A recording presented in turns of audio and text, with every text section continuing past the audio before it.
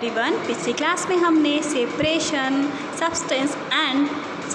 Of substance क्यों ज़रूरी होता है ये डिस्कस किया था और मैंने आपको बताया था कि हम अपनी अगली क्लास में डिफरेंट मेथड ऑफ सेपरेशन सीखेंगे। तो आज की क्लास में हम स्टार्ट करने वाले हैं डिफरेंट मेथड ऑफ सेपरेशन, जिसमें आज हम जानेंगे थ्रेसिंग एंड विनोइंग के बारे में। तो सबसे पहले हम थ्रेसिंग डिस्कस करेंगे। आपको पता है कि हमारे खाने का जो मेन सोर्स होता है वो हमें प्लांट से मिलता है। प्लांट से जब हमें मिलता है तो हमारे जो घरों में मेनली यूज़ किया जाता है वो राइस एंड वीट यूज़ होता है। उनमें से जो वीट होता है उन वीट ग्रेन से हम क्या बनाते हैं, आटा बनवाते हैं एंड उस आटे से हम क्या बनाते हैं, चपाती बनाते हैं। तो क्या आपको पता है कि जो वीट ग्रेन है उसको वीट ग्रेन को उसके प्लांट से अलग करने की क्या मेथड होती है? तो चलिए जानते हैं। जब भी आप वीट क्रॉप ग्रो करते हैं तो आपकी कुछ क्रॉप्स ऐसे ग्रो होती है।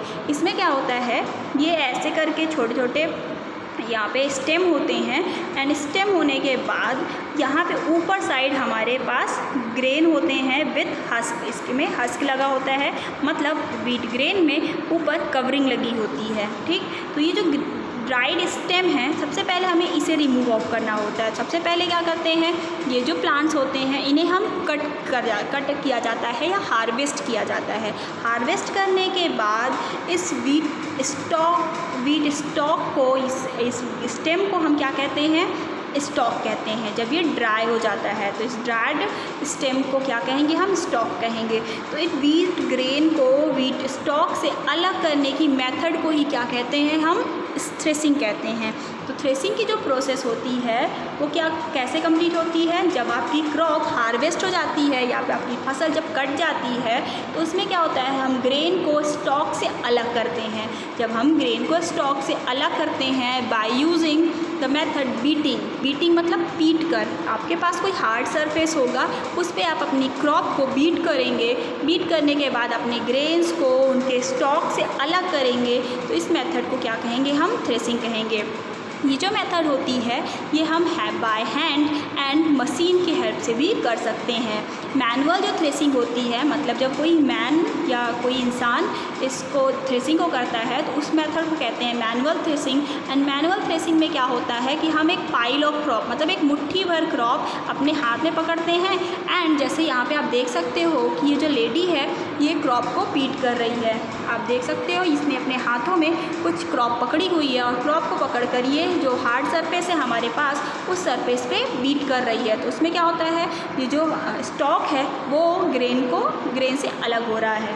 ओके, तो क्या करते हैं हम इस बीटिंग के मेथड में, इस थ्रेसिंग के मेथड में क्या होता है कि हमारे पास जो थ्रेसिंग का पाइल ऑफ क्रॉप होता है, क्रॉप से क्या करते हैं, बीट करते हैं किसी भी हार्ड सरफेस में या रॉक में, किसी पत्थर पे या किसी भी हार्ड सरफेस पे उसे बीट करते हैं। तो जो ग्रेन है, ग्रेन के जो हस्क होते हैं वो लूज़ हो जाते हैं एंड ग्रेन को सेपरेट कर देते हैं उसके स्टॉक से, उसके ड्राइड स्टेम से। समटाइम्स जो थ्रेसिंग होती है वो कैसे की जाती है, ये तो एक मेथड हुआ मैनुअल थ्रेसिंग का, है ना। ये यहाँ पे आप कोई इंसान ने थ्रेसिंग कर ली। लेकिन एक दूसरा मेथड होता है जब आप ये जो आपके पास पूरा हार्वेस्टेड क्रॉप जो होगा उसे आप एक जगह पे फैला दोगे और उसके ऊपर से हम बैलों को गुजारते हैं। जब बैल उसे गुजरते हैं तो आपके जो स्टेम होते हैं वो आपके अलग हो जाएंगे आपके ग्रेन से। तो ये मेथड बुलक्स का यूज करके किया जाता है। लेकिन एक और मेथड है जिसमें हम मशीन का हेल्प लेकर हम इस थ्रेसिंग के मेथड को कंप्लीट करते हैं। तो मशीन से कैसे करते हैं, एक कंबाइन हार्वेस्टर आता है जिसमें फसल कट भी जाती है, थ्रेसिंग भी हो जाती है, मतलब स्टेम और ग्रेन दोनों अलग अलग जाते हैं और साथ में क्लीनिंग भी हो जाती है क्रॉप की, ओनली इन वन ऑपरेशन, मतलब एक साथ ये तीनों काम एक साथ हो गए।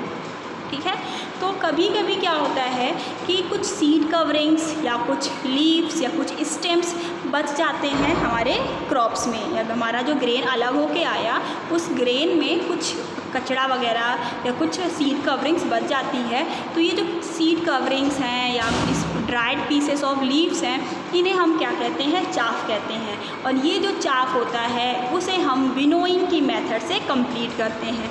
तो चलिए अब हम जानेंगे कि विनोइंग के मेथड क्या होता है और कैसे विनोइंग से उस चाफ को अलग किया जाता है।